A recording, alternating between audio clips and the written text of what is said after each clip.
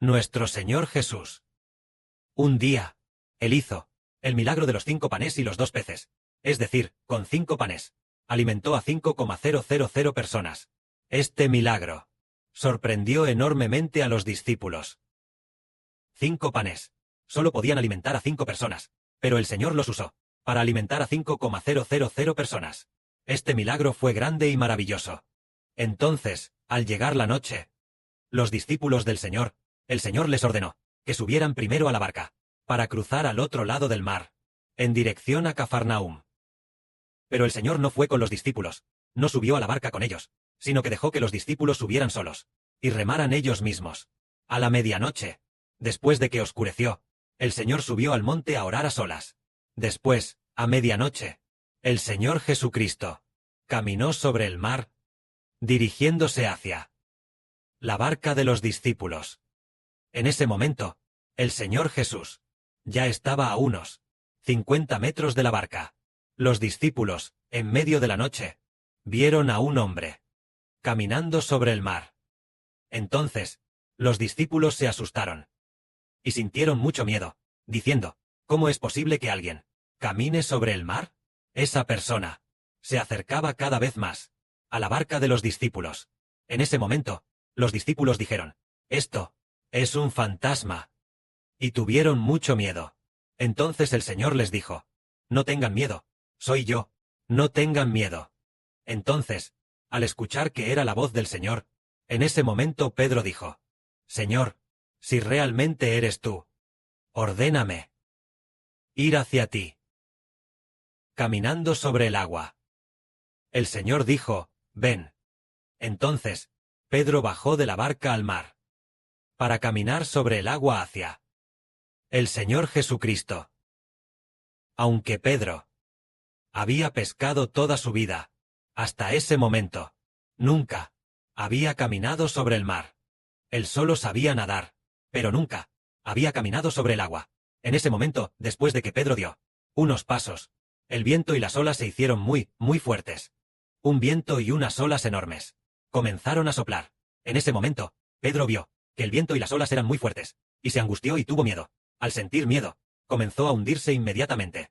En ese momento Pedro dijo, «Sálvame, sálvame». Entonces el Señor Jesús extendió su mano, sacó a Pedro del mar, lo subió a la barca, y luego le dijo a Pedro, «Hombre de poca fe, ¿por qué tuviste tanto miedo?»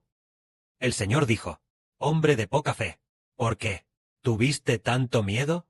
Entonces todos le dijeron al Señor, «Tú realmente eres el Hijo de Dios». Todos se postraron ante el Señor Cristo. Entonces este milagro del Señor, nos hace ver que Jesús es verdaderamente el Señor. Incluso el viento y las olas le obedecen. El agua del mar no deja que se hunda, y Él no se hunde. Él ordena, «Oh agua del mar», sucede tal como Él lo ordena. El agua del mar tampoco tiene forma de hacer que el Señor Cristo se hunda. El Señor Cristo camina sobre el mar, para hacernos ver.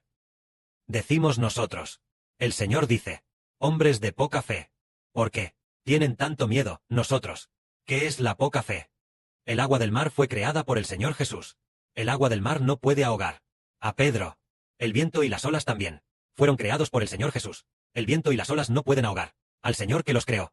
El agua del mar tampoco puede ahogar al Señor Jesús que la creó. El Padre Celestial y el Señor, ¿qué tan grande ven el universo entero? El Padre Celestial y el Señor ven el universo, tan grande como un palmo, así de largo. El Padre Celestial Jehová y el Señor ven el universo como de solo un palmo, tan largo como la distancia entre el pulgar y el índice, mientras que los humanos ven el universo de un extremo a otro. Es la luz, que tiene que viajar 96.000 millones de años luz.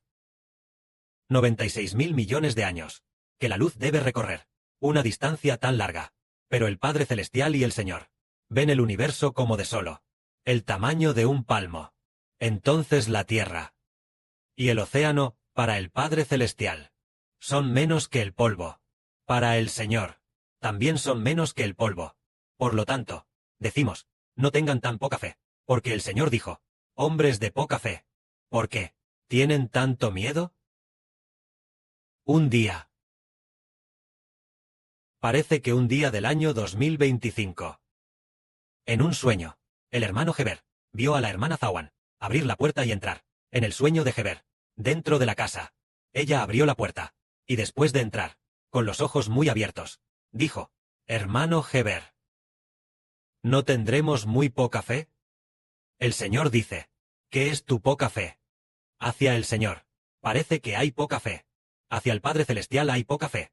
Si miramos las cosas desde la perspectiva humana, para ver el problema, eso es realmente tener muy poca fe. El Señor Jesús en quien creemos, no es según nuestra perspectiva para ver el problema, sino según la perspectiva del Señor Jesucristo, para ver el problema. El océano fue creado por el Señor Jesús. Todas las cosas del universo fueron creadas por Él. Él ve la tierra como polvo. Entonces nosotros vemos este gran mar. Estimamos que tiene decenas de metros de profundidad. Si una persona se cae, podría ahogarse. Esta es la perspectiva humana. Desde la perspectiva del Señor, por muy profundo que sea el mar, es solo. Desde la perspectiva del Señor, casi no hay profundidad del mar. Es igual. Decimos que, al hacer cualquier cosa, no seas de poca fe, en el gran poder del Padre Celestial. Por lo tanto, no seas de poca fe. En el libro de Isaías en la Biblia, el Padre Celestial, para hacer que los hermanos Heber no creyeran, no tengan miedo, dijo: «Mi siervo Jacob, mi elegido Israel, no temas. Yo soy el que solo despliega los cielos. Solo extiende el universo. Yo soy el que solo creó todas las cosas. Y además, yo controlo el aliento de vida del hombre. También creo el aliento del hombre, creo el espíritu del hombre, creo la vida del hombre, aquel Jehová. Así que no temas». Es decir, la Biblia, el libro de Isaías, dice en muchos lugares, que les dice a los hermanos Heber, que no tengan miedo, porque Dios creó solo todas las cosas. Antes pensábamos que la gente de Satanás nos atacaba, o que Satanás nos atacaba. Erróneamente pensábamos que era por culpa del propio Satanás, pero no es así. El Espíritu Santo dice así: el origen del ataque de Satanás proviene de Dios. Es decir, que Satanás nos ataque es por voluntad de Dios. Dios permite que Satanás nos ataque. Dios permite que Satanás nos refine. Entonces, si Dios permite que la gente de Satanás venga a perseguirnos, que la policía de Satanás venga a atacarnos, todos entendemos que es la voluntad de Dios. No hay que temer. Es Dios quien designa a Satanás, a través de su gente, para atacarnos. El Padre Celestial ha decretado esto. Entonces, no debemos temer. No seamos de poca fe. Cuando leemos la Biblia, descubrimos que Satanás es de hecho por la buena voluntad de Dios. El Padre Celestial permite que Satanás nos ataque. Pero al cumplirse los 1000 años, Dios envía de nuevo a un ángel poderoso para atar a Satanás por 1000 años. Cumplidos los 1000 años, después de eso, es liberado de nuevo, y después de ser liberado, entonces destruye al diablo. Satanás es, por la buena voluntad de Dios, Él quiere, a través de nuestros adversarios, refinarnos, para refinar en nosotros un corazón que ama profundamente a Dios, para refinar, que podamos alcanzar una vida completa. Es por la buena voluntad de Dios. Por lo tanto, no seamos de tan poca fe. Cualquier cosa, hagámosla por fe.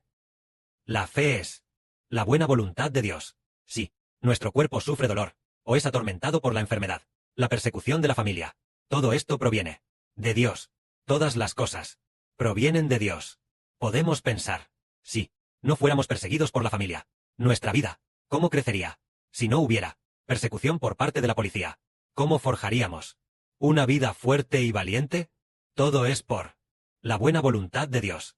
Debemos tener plena fe. La fe es la buena voluntad de Dios. En ese momento, el Señor Jesucristo, junto con los discípulos, se sentó en la barca, y finalmente llegó a un lugar llamado Genesaret.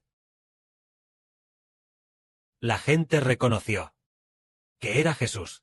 Entonces, enviaron personas a todas las regiones vecinas. Enviaron personas para traer a todos los que estaban enfermos ante el Señor. Y así, ellos solo le rogaban una cosa, diciendo que por favor permitiera al Señor Jesús, que permitiera a nuestro Señor aceptar que le tocaran el borde de su manto. Todos los que tocaron al Señor Jesucristo el borde de su manto quedaron completamente sanos. Esto quiere decir, wow, que realmente tenían mucha fe. Muchas personas vinieron. Así que parece que habría oportunidad de predicar su evangelio, para que mucha gente viera los milagros del Señor y las enseñanzas del Señor. Después, cuando el Señor Cristo fue crucificado, todo el pueblo judío oyó hablar del Señor Jesucristo y se asombró. Más tarde, resucitó de entre los muertos y predicó el evangelio. Muchos de los que antes habían escuchado las enseñanzas del Señor y habían visto a Cristo el Señor hacer milagros. Algunos de ellos creyeron en el nombre del Señor Jesús y obtuvieron la vida eterna. En ese momento, el Señor Jesucristo, cuando llegó a aquella ciudad, algunos fariseos y escribas vinieron a preguntarle al Señor: ¿por qué tus discípulos quebrantan la tradición de los ancianos? ¿Por qué tus discípulos no se lavan las manos al comer? Entonces, el Señor Jesús los reprendió. ¿Por qué lavarse o no las manos al comer no va en absoluto en contra de los mandamientos de Dios, ni tampoco va en contra de la voluntad de Dios? Dios tampoco ordenó que hubiese que lavarse las manos al comer. Dios solo ordenó que el hombre debe obedecer las enseñanzas de Dios y andar en los caminos de Dios. Entonces, el Señor los reprendió diciendo: la Escritura, en el libro del profeta Isaías dice, el profeta Isaías dijo: este pueblo me honra de labios, pero su corazón está lejos de mí. Entonces el Señor dijo: ¿y los judíos? Honran a Dios de labios, pero sus corazones están lejos de Dios. Después, el Señor enseñó diciendo: todo lo del hombre que entra por su boca no lo contamina, pero lo que sale del corazón del hombre, lo que sale, eso es lo que contamina al hombre. Entonces, comer sin lavarse las manos es simplemente que, si no te lavas las manos están muy sucias, y comes sin lavarte las manos, a lo sumo la comida estará un poco sucia, y lo que entra al estómago, entra en el estómago, no hace a uno pecador, porque lo que entra al estómago, al final también, se elimina en la letrina, no hace ningún daño a nadie, ni se daña a uno mismo, ni daña a otros, si no te lavas las manos al comer. Pero lo que sale del espíritu, del corazón, las palabras que salen, no solo contaminan a uno mismo, sino que también contaminan a otros. Si una persona habla con impureza, entonces, en sus palabras, puede contaminar a la gente, porque de las palabras que salen de la boca, salen del corazón, y las palabras del corazón, si hay malos pensamientos en el corazón, entonces las palabras son pecaminosas, tienen maldad, y esas palabras malvadas, cuando la gente las escucha, hacen que la gente se vuelva pecadora. Es decir, si una persona tiene maldad en su corazón, o inmoralidad sexual en su corazón, homicidios, toda clase de malos pensamientos, las palabras que habla contendrán. Tales palabras contaminarán el espíritu del hombre, porque las palabras provienen del corazón. Pero si las palabras del corazón son puras, limpias, entonces lo que habla edifica a las personas. Por eso, cuando hablamos de la verdad, ¿por qué no debemos escuchar a la religión? Porque la gente de la religión, si en su espíritu aún no han sido redimidos, entonces están atados por el pecado. Las palabras que habla un pecador son usadas por el espíritu del pecado, y al final hacen que la gente reciba el espíritu del pecado. Por lo tanto, el que habla la verdad debe ser santo. Esta es la razón. Por eso el Señor enseñó diciendo: lo que entra por la boca no contamina al hombre, sino lo que sale de la boca. Eso es lo que contamina al hombre. Que la gloria sea para el Padre y el Señor. Amén.